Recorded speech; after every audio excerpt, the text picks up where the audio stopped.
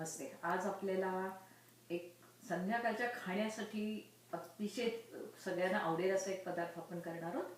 त्याचं नाव आहे कोळाचे पोहे. हा पदार्थ विशेषतः कोकणातला पदार्थ आहे, कारण कोकणात पोहे, नारळ हे सगळं भरपूर प्रमाणात असतं.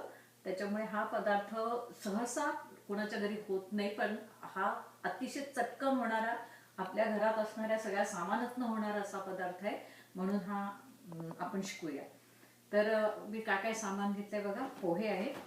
आपल्याला दोन प्रकारचे पोहे मिळतात, जाडे पोहे आणि पातळ पोहे. पण आपल्याला घ्यायचे आहेत जाडे पोहे, कारण पातळ पोहे जर धुतले तर ते फारच त्याचं पीठ होऊन जातं.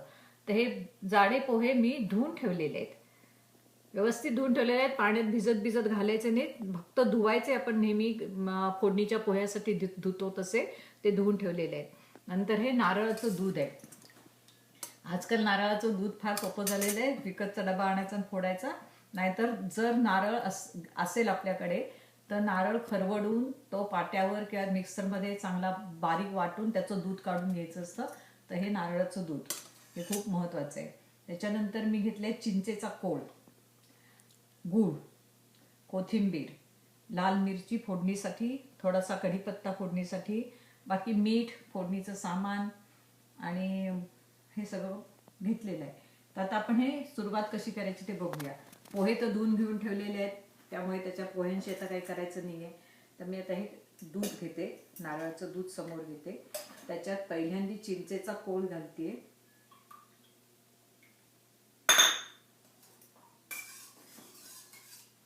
तो जरा ढवळला नीट. आता चिंचेचा कोळ घातल्यानंतर मी गूळ बारीक चिरून घेतलाय, म्हणजे तो लवकर विरघळेल म्हणून त्याच्यात गूळ घातला.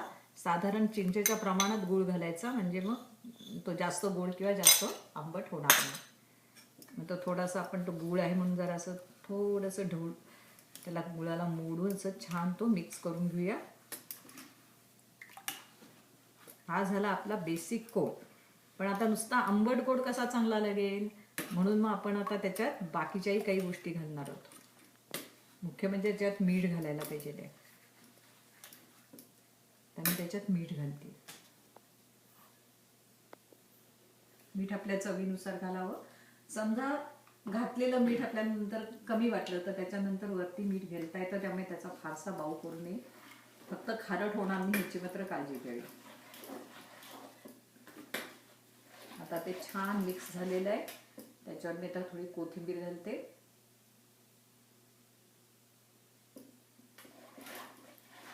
आता हा झाला आपला कोळ तयार, ज्याला आपण कोळाचे पोहे म्हणतो. त्याचा हा कोळ आपला तयार झालेला आहे. थोडासा मी आंबट गोड व्यवस्थित झालंय, म्हणजे काही आता हरकत नाही. आता ह्याला मी फोडणी देणार आहे. मी आता तुपाची फोडणी देते, परंतु ह्याला तुपाची फोडणी न देता जर आपण तेलाची फोडणी दिली तरी चालू शकते. पण तुपाच्या फोडणीने केव्हाही नारळाचं दूध असल्यामुळे तुपाची फोडणी जास्त छान लागते.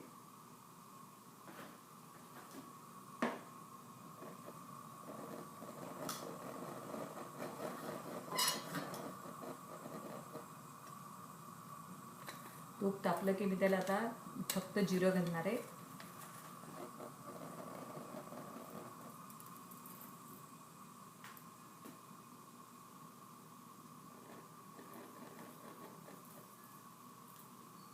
जिरं तडतडलं की कढीपत्ता घालूया. कोकणातले आणि ह्याचे पदार्थ म्हटलं ना की कढीपत्ता, कोथिंबीर हे सगळं आलंच. त्याच्याशिवाय पदार्थांना खरी चव येतच नाही.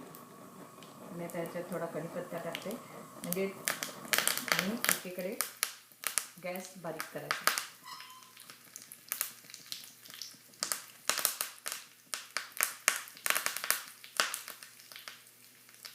आता त्याच्यावर मी हिंग घालते.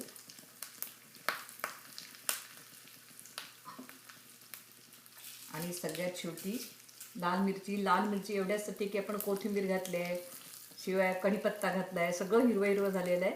काहीतरी छान रंग पण येतं आणि ती मुख्य म्हणजे मिरची तोंडात जात नाही. नाहीतर ती हिरवी मिरचीचा तुकडा तोंडात गेला किंवा पदार्थाची चवच संपते. आणि आता ही फोडणी मी त्या कोळावर ओतते.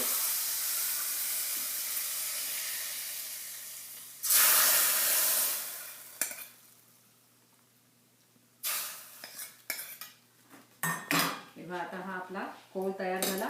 तो नीट पाहून घ्या कसा दिसतो ते. खरं म्हणजे आता आपले हे पोहे करून झालेले आहेत. आता फक्त खायचं राहिलेलं आहे. तर ते कसे खायचे तेवढं बघा. खायची एक पद्धत आहे आपली. आधी आपण ह्याच्यात पोहे घालून घेतो थोडे,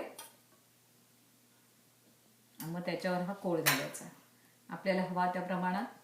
फार घट्ट नाही आणि फार पातळ होणार नाही ते, अशी याची काळजी घ्यावी मात्र. तो कोळ गॅसवरती नाही, गॅसवरती नाही ठेवायचा. नाही, अजिबात गॅसवरती नाही ठेवायचा. आता हे कोळाचे पोहे खायला झालेले आहेत. ह्याच्यावर पोह्याचे पापड जर तळून घातले ना, त्याच्याबरोबर खाल्ले तर फार सुंदर लागतं. नसले पापड पोह्याचे तरी सुद्धा काही बिघडत नाही, आपण तसे सुद्धा खाऊ शकतो. परंतु पोह्याचे पापड घातले तर खूप छान लागतं.